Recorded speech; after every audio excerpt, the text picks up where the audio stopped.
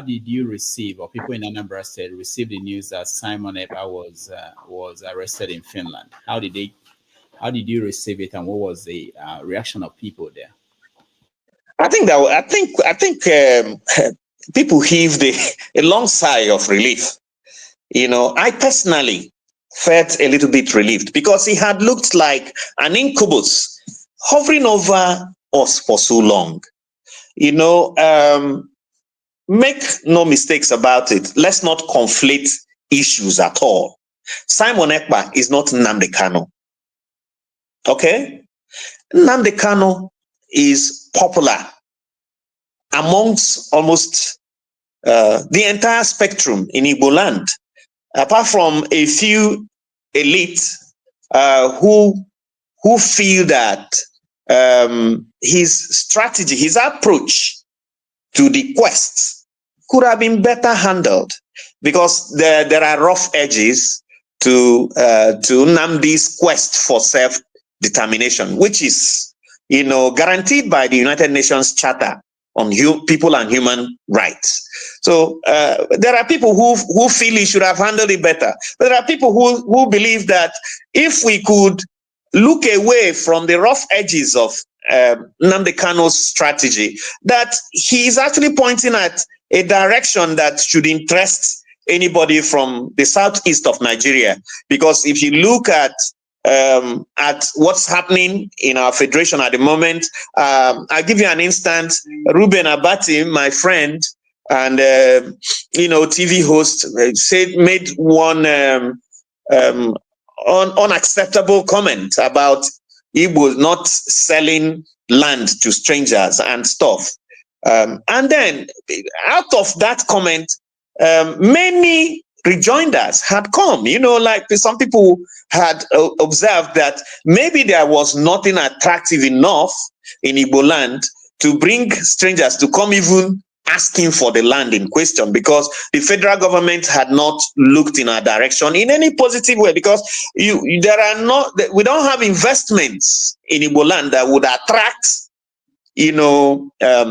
the kind of population that you see in Lagos, that leads to the quest for land, the desire to buy and develop and build, and Lagos has benefited from that advantage so much.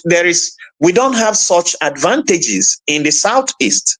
And then Nnamdi Kanu, in his own way, apart from saying, oh, we want an outright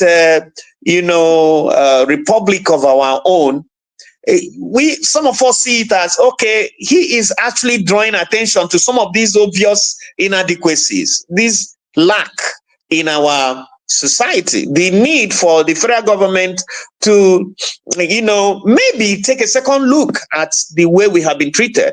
Until recently, it was difficult to travel from Awka to Enugu, and from Awka to Onitsha. The road is just deplorable. But for the intervention of MTN that struck a partnership with the federal government, I'm sure if MTN had not moved in, it would have been almost impossible to travel between two cities that are in a location that used to be one state only some years ago. You can imagine, the absurdity of someone who lives in Awka not being able to get to Enugu. There was a time when because of the state of the road, this road I'm talking about, I personally wanted to go to Enugu from Awka, and I had to take, it took me about 3 hours, because I had to negotiate my way through Orumba to Umunze to a location in Abia State. And then before I could get to Ogu, and then finally into Enugu, it took almost 3 hours because the road was bad. And I personally felt that if Nnamdi Kanu's agitation ends up drawing the federal government's attention to fixing some of these things, these obvious inadequacies we have within the geographical space known as the southeast of Nigeria, that it would have been meaningful. Because a certain philosopher says,